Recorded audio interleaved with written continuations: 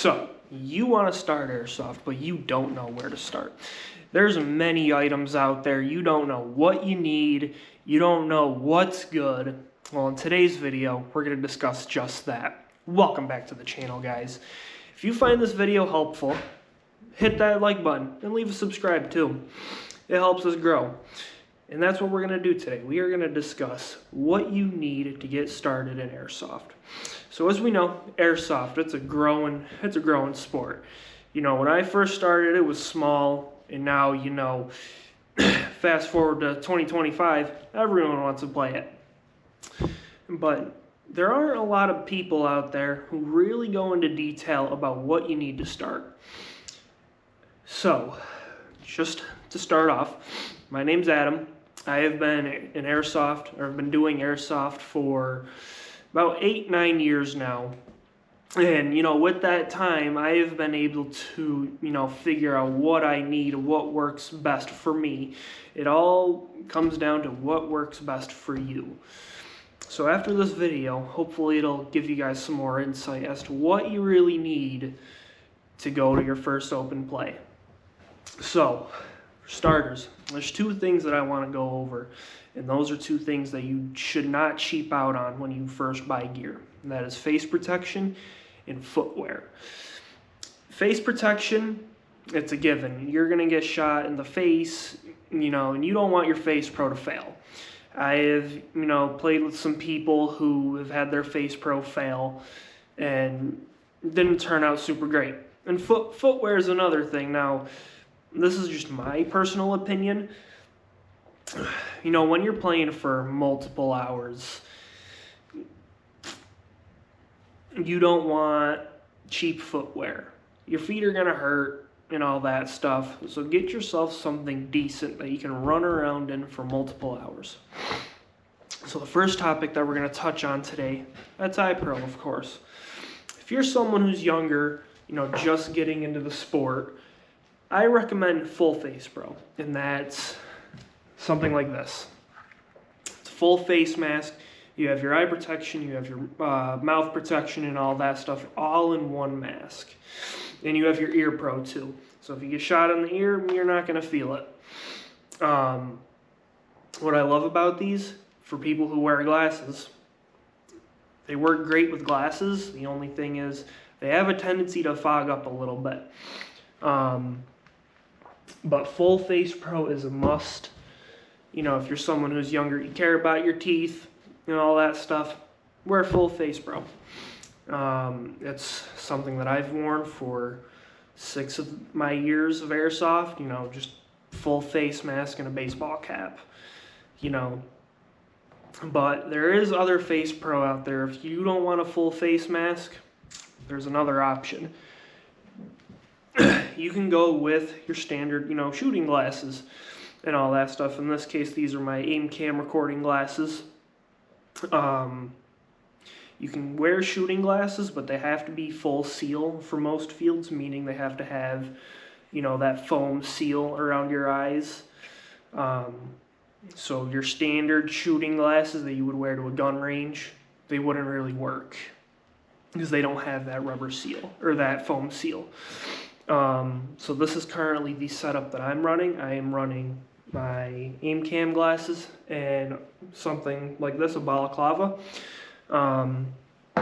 With this, you know, it's got steel wiring and all that stuff, and it's got padding on the inside, and I can take this on and off as I please. I can pull it down, you know, if I need to breathe and whatnot. If you're someone who doesn't want to wear a face mask, but you still care about your teeth, you can get one of these. This one in particular is it's a brand called Valhalla Mask. I am pretty sure they went out of business, but if you could find them somewhere, they're great. Another thing that you can't really do with full face masks, you can't wear helmets. You can't have any comms. I mean, sure, you could have a radio on, you know, the side of your vest or whatnot, but, you know, with something like this, can't really wear a helmet. There's too much interference. There's a lot going on.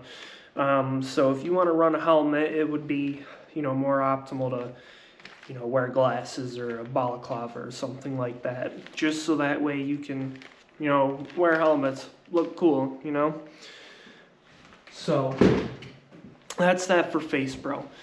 Now, you might be asking, what do you wear to your first airsoft game? At my first game, I remember wearing jeans, some boots, and a hoodie.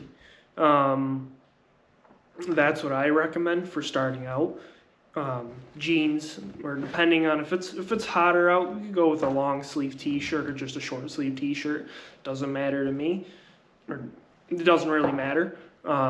You can wear whatever you want. Just don't be that guy who shows up in shorts and a tank top. You will regret it. Or there is another option if you want to spend a couple extra bucks. You can get yourself, some combat pants and all that stuff. I've used these for years, besides a couple stitches blowing. They're great. So these are combat pants, and you can get like a combat shirt, something similar to this. Or there's full like zip-up jackets. I usually wear this during the colder months with some sort of warm layer underneath. But for the spring or summer, you could wear just some jeans and a t-shirt. That's what I use most of the time. That's what I recommend. Now, while we're on the topic of clothing, footwear. You want something with good ankle support. If you're playing indoor, your first game's an indoor game, you could wear sneakers or basketball shoes, but if you're playing outdoors, don't wear sneakers. You want something with decent ankle support. So in this case, I wear hiking boots. These are actually Timberland brand boots. They're really nice, they're comfortable. I've worn these 12-hour Milsims. Great, my feet don't hurt. They have reinforced toes, so if I stub my toe on a rock or a log or something, it's not going to hurt. And like I said, you have that ankle support. You fall in a rut or something, your ankle's not going to blow out. It'll be nice and supported, whereas if you're wearing a sneaker, your ankle's going to hurt. And that's what I recommend for footwear. I mean, like I said, wear whatever you want. But I'm just putting in my personal opinion. For indoor, like I said, you could wear sneakers, whatnot. You have that traction on that floor and all that stuff. So that's footwear.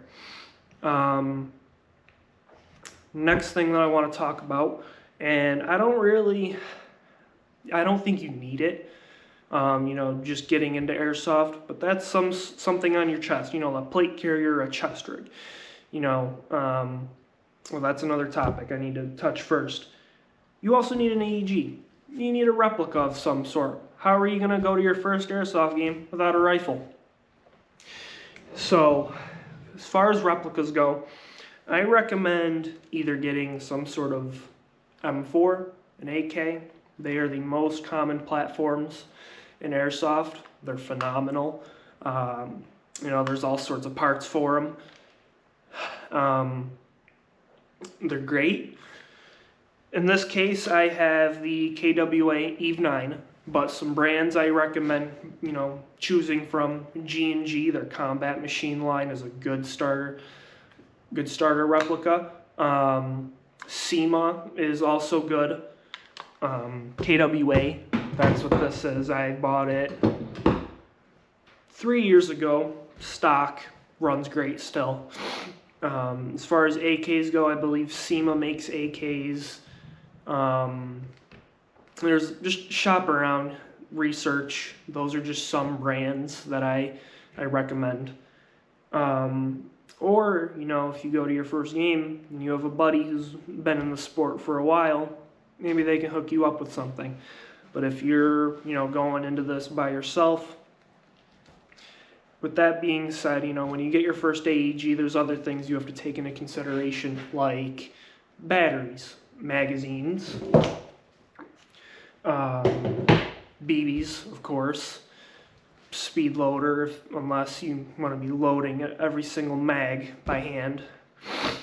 There's a lot that goes into it, but those are some things that you need. But like I said, if you have a friend, they'll hook you up.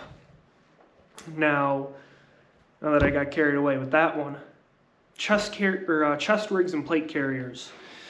Now there's two ways you can go. You could either go the plate carrier route. I love my plate carrier, especially during the colder months. Keeps me warm. You can have everything, all your magazines. I've got my radio, my comms, and all that stuff. For my milsims, I got my maps and chem lights and all sorts of stuff. You can configure it however you want. The possibilities are endless with plate carriers. Now you could also go with a chest rig, something like this. Much lighter. You can still fit all your mags, fit whatever else you need. In this case, this one has a hydration pouch, which allows you to have like a Camelback or whatnot in here. It allows you to have a water source, especially for your hotter days. You want to be hydrated. Like I said, you don't really need a plate carrier or a chest rig, getting right into the sport. You can just stuff your mags in pockets. That's what I did. And then shortly after, I got my first plate carrier. Game changer. So the chest rig route, it's cheaper, but it lacks that upper body protection. So if you get a shot, it's gonna hurt a little more. Same thing with getting shot up here and all that stuff. It's gonna hurt a little more because you lack that protection. Whereas plate carriers, they're nice. You're protected. You look cool. But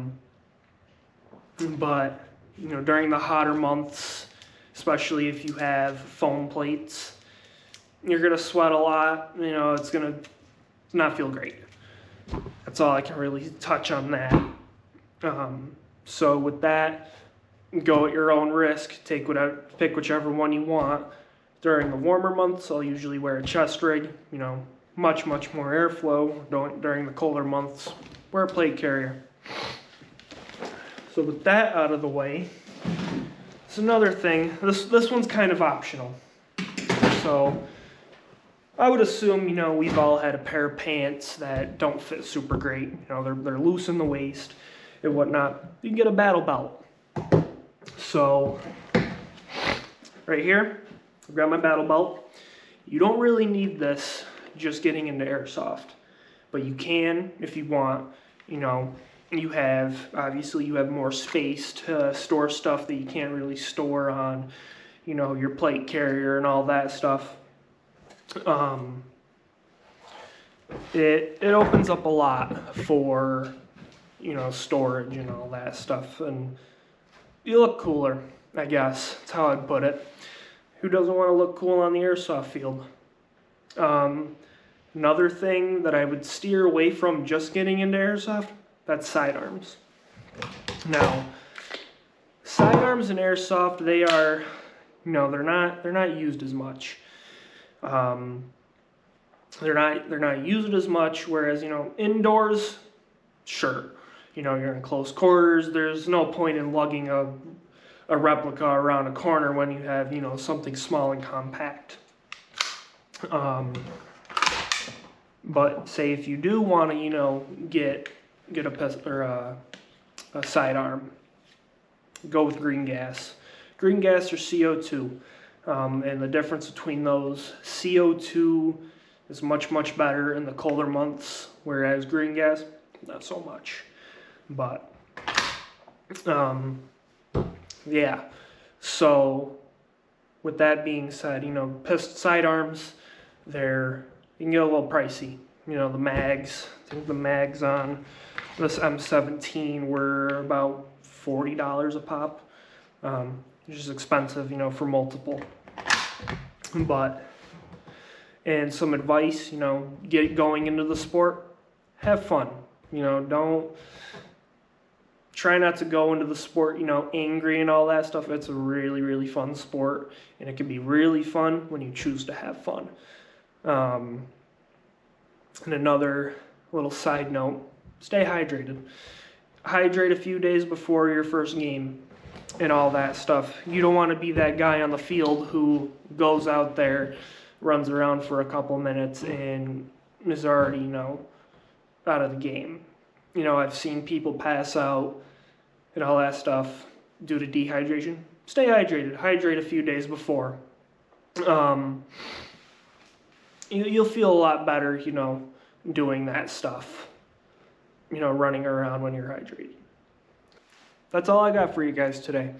If you're interested in seeing some other gameplay, go to my channel. I'll leave some links below for any other gameplay and stuff, so you can kind of see what Airsoft is like. It's more so, what I have on my channel is more so Milsim than anything. I do believe I have a few open plays on there, but give those a look too if you want to, a little dive in before actually going out and experiencing the sport for yourself. That's all I got for today.